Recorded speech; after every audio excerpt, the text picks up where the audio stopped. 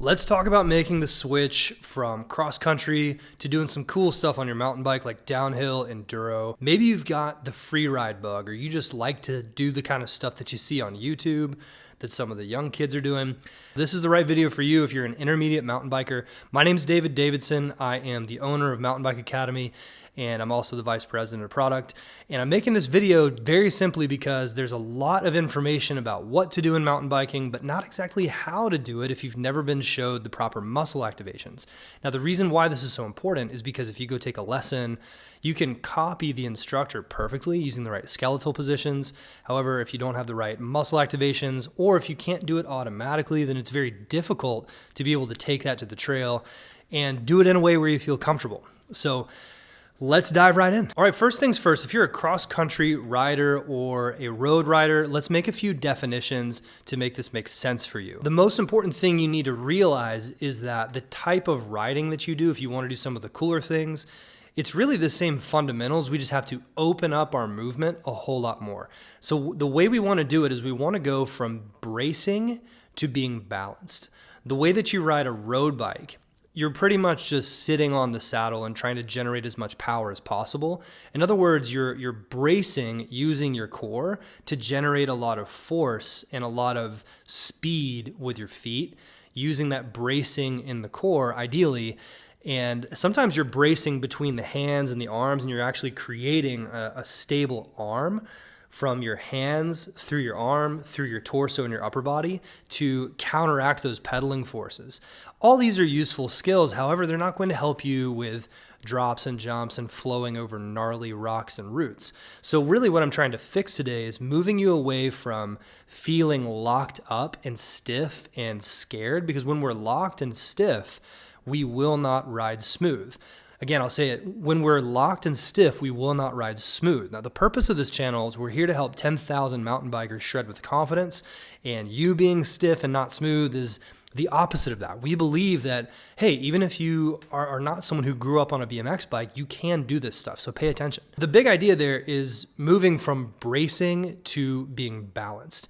The other thing I'll say too is I've talked about road riding. If you're a cross-country rider, generally the way that you brace and not balance is you brace on your hands. So a lot of times the problem I see with cross-country riders is that we're really good at hinging at the hips and bending the body over, and then we're just kind of frozen in the knees, and we don't like to move our knees. Our knees are like these rigid sticks, and our legs are like these rigid sticks that we just ride around on top of.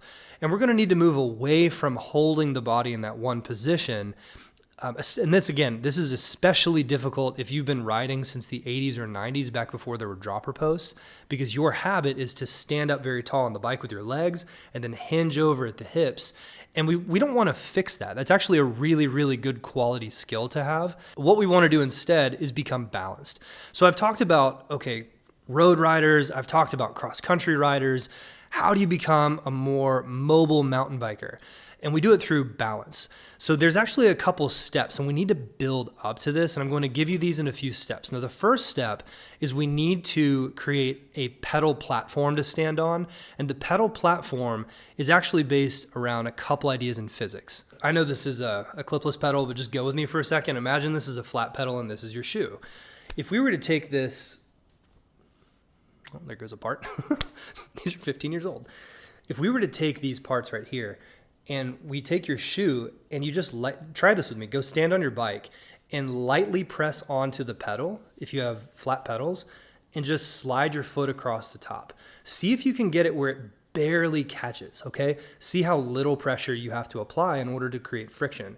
Now, the second thing you want to do is add your whole body weight to that pedal and try to move back and forth on it. What you're going to notice is something called static friction, okay? So static friction is where something won't move when you press two objects together. We want our static friction so that we can stay connected to the pedals. The second thing that's really important is we can actually boost this static friction by holding the front pedal like this and the back pedal like this. Let's try it again. So when we hold the front pedal like this up in the air and the back pedal like this, what we can do is we can do a pedal press and push those pedals away from each other while we're standing on the bike and riding. When we do this, it creates extra friction. And what does extra friction do? It creates extra grip on the pedals. So once you get this idea down, go and practice this just standing tall on the bike, practice it when you're crouched down low, and move around with this kind of pedal press engaged. And what it's going to do is add friction, but more importantly, it's going to create a wider platform for you to stand on. When we have a pedal platform engaged, you can actually brace against your legs forward, backward, and left and right. What this does is it increases your balance as a rider. Now the thing is, smart riders who want to be really well-rounded and progress their skills quickly, they understand that fundamentals are really what they need. And here's the thing, if you go get a lesson, they might talk to you about the body position, the skeleton position, but that skeleton position only carries you so far. When you're able to brace against your legs are the strongest part of your body, flat out. And when you're able to brace using the strongest part of our body that we're used to standing on, then it becomes much easier to move on the bike, move the bike, and move everything as a unit. So does this make sense so far? Are you guys following this? Because it can totally change your riding if you've never heard of this before. So this pedal platform, this pedal push that we want to do, gives us something to push against. Now here's the thing, remember, if you can push against it, it can push against you. For every action, there's an opposite and equal reaction. I think it's like Newton's first rule of picking up women or something. Who knows? I never learned that one from him, actually. Been married to the same woman for 10 years. Yeah. Anyways, so back to the point. What we have here is this pedal push. The pedal push gives us the platform. Once we have the platform, we can brace against it. And when we're using our strong lower body muscles to brace with this platform, it allows us to what? It allows us to stop having to balance with the hands. When you don't have to balance with the hands, the most important thing happens. You become a movement-based rider rather than a skeleton position-based rider. I actually did another video on this right here. You can click the link and go a little bit more in depth into this concept if you'd like. But again, this video is specifically for the XC and the Ex-Road riders who are moving over and trying to do some more cool stuff on the bike. So once you have this pedal platform engaged, this pedal push, the next drill I want you to try, just so you can go out there and get a little bit more activity on the bike, is called a hip hinge. It's a human movement. This is nothing new. It's actually been around since before you walked. It's the first thing you did when you sat up. So the hip hinge it's really important for us to get right because again, a lot of people say the hip hinge is important. You want to hip hinge, you should hip hinge, and they neglect to tell you how to properly hip hinge. There's a certain way you need to engage this. Now, what you want to do is lie on your back and practice this specific drill to engage it's called the TVA muscle, it's transversus abdominis. And what you're going to do is you're going to lift your legs up, and then what you want to do is press your lower back into the ground and add pressure to the front of your lower belly.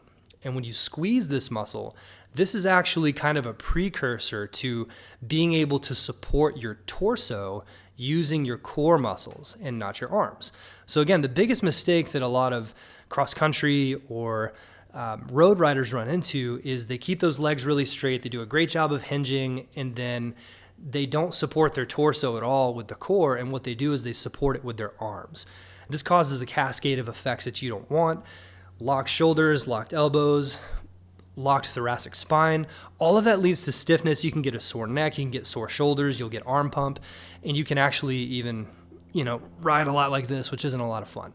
So what we want to do instead is engage that deep core muscle, support the torso, and the next thing we want to do is we want to take this to the bike.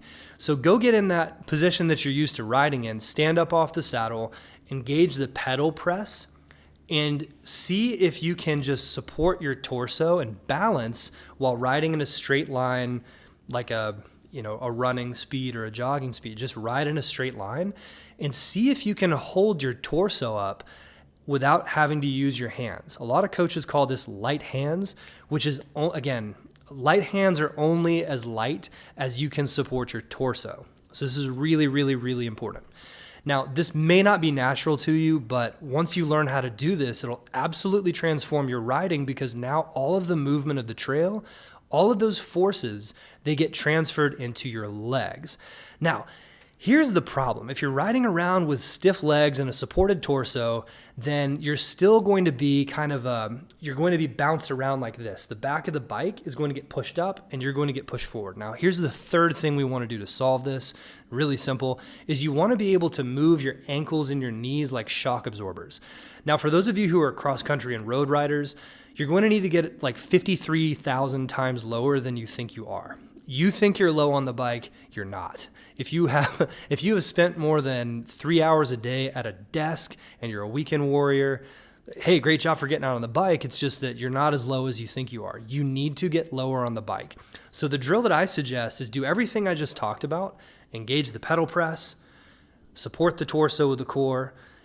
You get so low that you're seat to seat. So the seat of your pants is touching the seat of your saddle. Touch them together.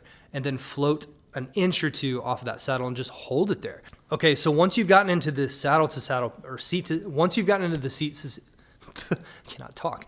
Once you get into the seat to seat position, the next thing you wanna do is you wanna lift up just a little bit, support the torso, and see if you can ride at a running or a jogging speed without having to use your hands because you're balanced through the feet. This, again, will transform your riding day one immediately. Shout out to the pedal press. It is the way to go. It's something that a lot of the kids are doing to get really fast on the bike. Guess what? I just gave it to you in a video.